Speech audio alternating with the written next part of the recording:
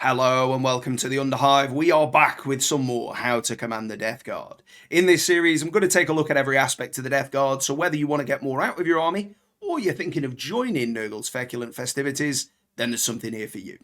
In this episode, I wanted to take a look at an anti-Chaos Space Marine, specifically Terminator Brick, Gambit, using the Biologus Putrifier.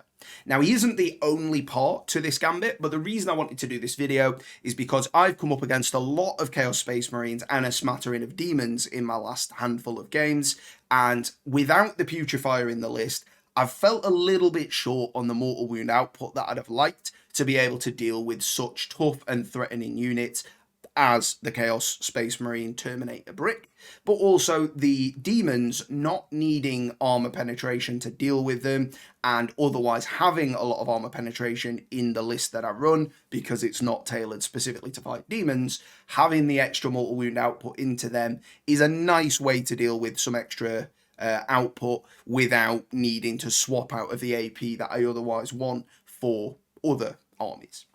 So this is focusing primarily on the Putrifier, but I do think having a Blight Spawn in the list to have that no charging, no fight first from the Revolting Stench Vat, and select one unit to fight last if they're within 3 is also very, very good for dealing with them as well. So whilst I'm not going to mention the Blight Spawn anymore, I think the Blight Spawn is a good pick for the list as well.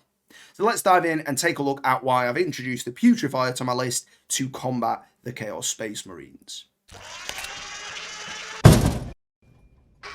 So the Chaos Space Marine Terminator Brick that I'm referring to, in case you haven't come up against it, is a squad of 10 Terminators. They may have a variety of melee weapons and ranged weapons that can pose a threat to a variety of units in your army, but their basic melee profile on the accursed weapon is actually pretty good into Terminators. It will wound on 4s unless they've got any other way to augment their strength, and it can be done to wound on 3s, and they will even put your Terminators on a 4-up invuln, so again, you're quite likely to take some amount of damage from them in the fight phase, which is why I think having the Blight Spawn there just to mitigate that and potentially hit them first is a good thing.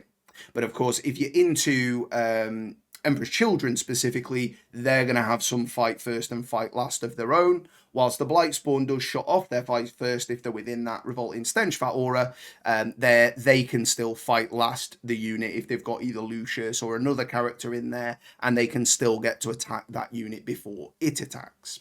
If it is a lot of units charging in together, then that can sometimes be a bit of a hodgepodge, and you can sometimes get the better end of the arrangement, but the Chaos Space Marine Terminator Brick is very tough and hard to deal with.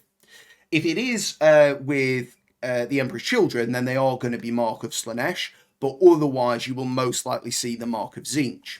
The Mark of Tzeentch is the similar ability that Infiltrators have, which is the first failed save they would be able to reduce to 0 damage. So if you only push one attack through, they're not taking anything.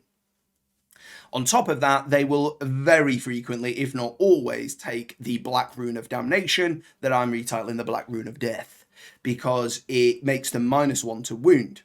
On top of that, Iron Warriors are a pretty solid pick. I'm quite interested in Iron Warriors myself, and they have the ability to deny wound rerolls across the army. So that makes it that much more difficult for us, because part of our shtick is rerolling wound rolls, whether from plague weapons or from Arch Contaminator. Now, whilst Iron Warriors will have the best play against this, you're not always going to come up against Iron Warriors when you see this Chaos Space Marine Terminator Brick, and even though you can't get the benefit of the rerolls from Arch Contaminator, I still have it in the list because not every army can deny that. So I am going to talk about it in context of Arch Contaminator being a thing, but do bear in mind that Iron Warriors will deny that. But either way around, these Terminators are almost certainly going to be -1 to wound, and in most cases denying the first damage they take. So why the Putrifier? Well, I've been running a lot of Death Shroud in my list, as well as some Plague Marines. So there's a good amount of melee plague weapon output there. So the Putrifier has 2 key aspects that work well with both of those units. Firstly, the Hyper Blight Grenades. There's the stratagem the Blightening, which will allow 3 models that are in engagement range to fire off a Blight Grenade, but it becomes pistol 6 and full hits guaranteed. So you get all 6 hits. So if you have got 3 models available for that, they will be making 18 hits that are a ranged attack. It is in engagement range, so it is within 12. And to benefit from this, they would already be in the range that they need to be to benefit from Arch Contaminator if the Putrifier has that as well. So they're going to be getting full rerolls to wound on 18 auto hits, strength 4, AP -1, flat damage 2. Now that's not great into the Terminators, but it can be good into anything lighter than them. Even so, if you have to put it into the Terminators, you're asking them to roll 1s, but that's still pretty good. And if you've got any other fighting to come, just chipping off our model could be sufficient. But on top of that, the giving out the mortal wound effect is probably the more important one and the reason why I want him in the list. So for 65 points, he's pretty cheap to get this effect out of. So like one core unit that of the same Plague Company, which it would almost certainly be anyway, but select one core unit either in your charge phase, so just before you're about to charge them out of that range, or in the fight phase. So that can be in your opponent's turn, it's just in the fight phase. So if they've come into to charge, let's say, the Death Shroud, they are near the Putrifier, you can go, right, before any of the fighting kicks off, those guys are going to have the ability of 6s to wound on mortal wounds in addition. Whether you want to use the light profile for more attacks but less damage and AP, or whether you want to use the heavy profile for more AP, making those saves harder, and also having the flat 2 damage, is up to you. It depends on the scenario as to whether you do it. I find myself using the heavy profile more often than not into the Terminator Brick. So that's 21 attacks from the full squad of Death Shroud, and ideally, if you're not against Iron Warriors, you'll be doing full rerolls to wound. You could spend a CP to make them +1 to hit, so even on that heavy profile, they'll be hitting on 2s, but your opponent may have ways to make you -1, so sometimes it's still just worth taking the -1 and hitting on 3s. If you've got Lord of the Death Guard nearby, which you probably will, you'll be able to reroll 1s to hit, which is nice, unless they can deny that. There is the ability from the sort of the Dark Apostle, which will make them trans hit, so they are forced to hit and no rerolls. That is a game changer. So if you can deal with the Dark Apostle quickly by flying over a Demon Prince or flying over a Bloat Drone, that is very preferable, because getting rid of that 4+ trans hit is very, very potent as well. But that's not always there, but it is very common to see as well. So if you can deny that trans hit, that's going to help you a lot. But if it's not there, realistically, most of the time, you're going to be hitting on 3s, re-rolling 1s. For the attacks that do go through, so if we're expecting the trans hit, it'd probably be like 10 attacks get through on average. If you've got the ability to hit normally, then it'd probably be more like 16, 18. From there, the full rerolls to wound, I would, against the Terminator Brick now, I will be chasing those mortal wounds. The chances are they will have got the spell off from the Master of Possession if they've stayed out of denial range as well, which many players will do into Death Guard, given the amount of denies we have. But if they've stayed out of range, they get the 5 up feel no pain off. Again, that is going to help them against the mortal wounds.